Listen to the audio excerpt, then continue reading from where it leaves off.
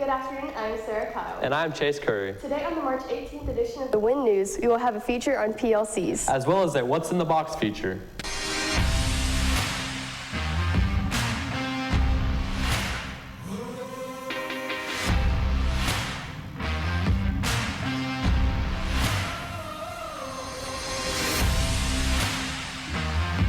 On Friday the 19th, we will have a high school honors ceremony at noon in the auditorium. This ceremony will be for Who's Who's recipients as well as winners of the Personality Awards, which the high school voted on earlier this week.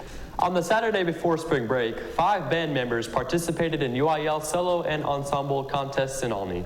Brooke Rice received a Division I gold medal on a Class I trombone solo. Chase Curry received a Division I silver medal on a Class II alto saxophone solo. Jesse Barron received a Division II on a Class III snare drum solo. Karina Olivas Hernandez received a Division II on a Class II trumpet solo, and Carolina Hernandez received a Division II on a Class II clarinet solo. Throughout the year, teachers have been coordinating throughout professional learning committees. Here are Abby Havens and Klein Mayo with more information. So professional learning communities, or PLCs, are an opportunity for teachers to get together and look at student data and look at best practices to make sure that they're bouncing ideas off of each other to provide the best instruction possible. PLCs meet about twice a month, and so when students are in the auditorium on Fridays for like life hacks and that kind of thing, the teachers are actually looking at student data and looking at what their peers are doing, what their colleagues are doing, to make sure that they're providing the best possible instruction. It's kind of like doctors do this, lawyers do this, to collaborate and say, what is the specific areas of need, and then what can we do to provide the best services available. So we have 2 different teams for PLCs. We have an Alpha team and a Bravo team. And the Alpha team is the math teachers and the elective teachers. And so the purpose of the professional learning communities is to ensure that students are receiving the best possible instruction, that we're looking at student data and that we're making decisions based off of data, rather than, well, I just feel one way or I think this about my kids or they might be doing this. Let's look at the specific data and say, okay, if there's a need, for example, we were away for COVID, so there might be some learning gaps because it looked different in every person's home. So now the teachers get to evaluate that and say, okay, I know there's a specific need and that my students are reading at this level. What do I need to do to bump that up? Having PLCs helps us as teachers just kind of put our heads together and figure out ways we can better instruct the students and just different ideas we can use inside our classroom. Okay, so in PLCs, it gives us the opportunity to talk to each other as colleagues and to look at how students are doing across the board, because things we see in our classroom may be different in other classrooms, or they may be using strategies that we haven't implemented in our own classrooms that would help benefit particular students.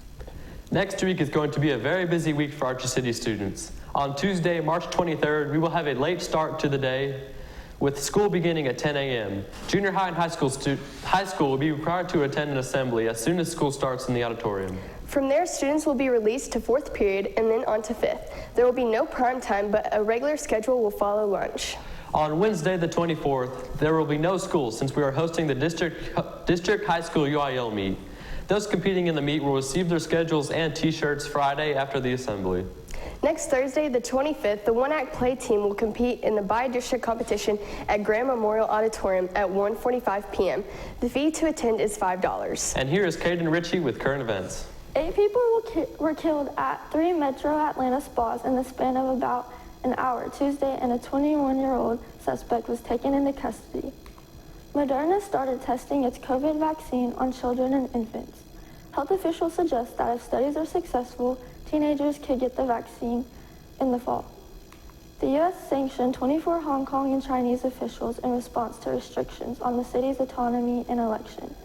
Russia and Iran attempted to sway the 2020 U.S. presidential election with influence campaigns and misinformation, intelligence officials said. President Biden said New York Governor Andrew Cuomo should resign if an investigation confirms women's claims that he sexually harassed them. That's all for today. Now back to the desk. Thanks, Caden. And now here is a What's in the Box feature by Mallory Maxwell and Cameron Cox. And now it's time for What's in the Box. A stuffed animal. A duck. What's in the box, Lily? Oh, what is this?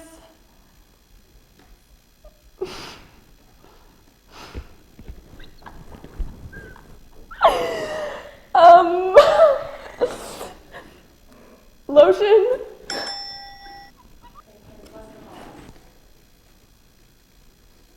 Feels like a stuffed animal. Like a duck or something. That's what. Ew.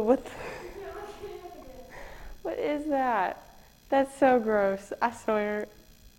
Nope, I don't know. What is this?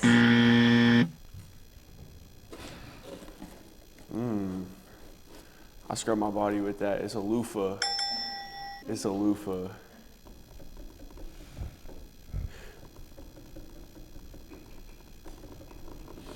What's in the box?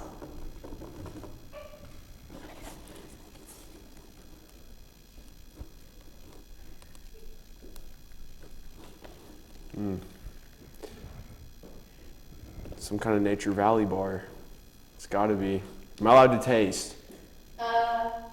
No. Nature Valley bar of some sort.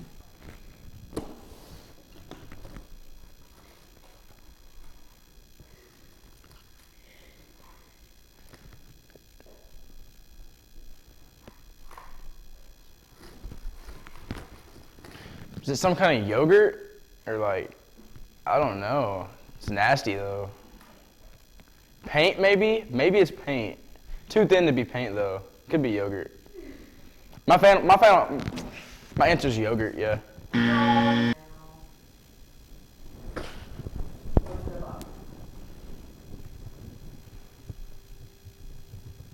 A dog toy.